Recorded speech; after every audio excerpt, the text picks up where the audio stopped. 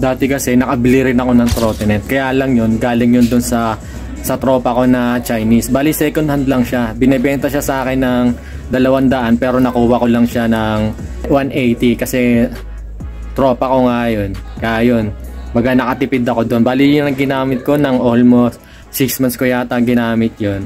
Kaya lang nung nagpark na ako doon sa labas, ninakaw naman.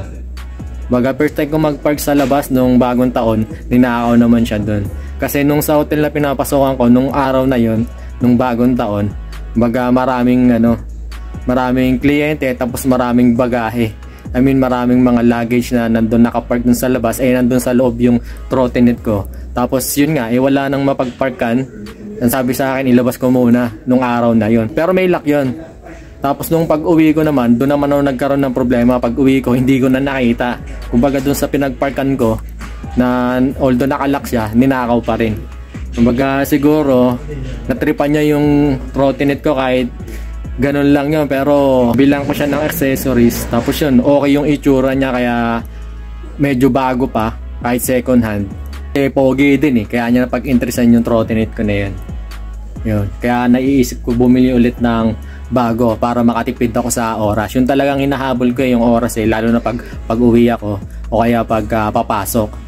Bukod dun sa magiging pamasahe ko kung magkano matitipid ko every month. Kasi minsan pagka nagkakaroon ng strike, minsan nagkakaproblema sa metro. Dati kasi naranasan ko pagka strike, pag strike kasi ibig sabihin nun parang nagrarally yung mga tao.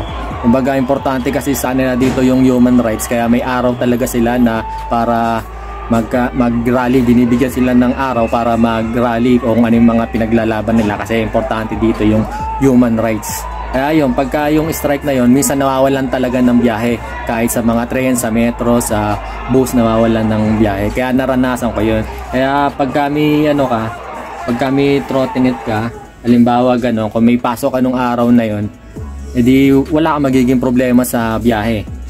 Yun, pagka may trottinette ka. Pero pag wala, yun talaga malilate ka lalo na pag may trabaho ka.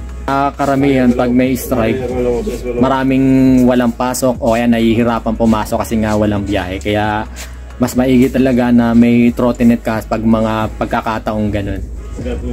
Yun, kaya gusto kong bumili ulit na trottinette.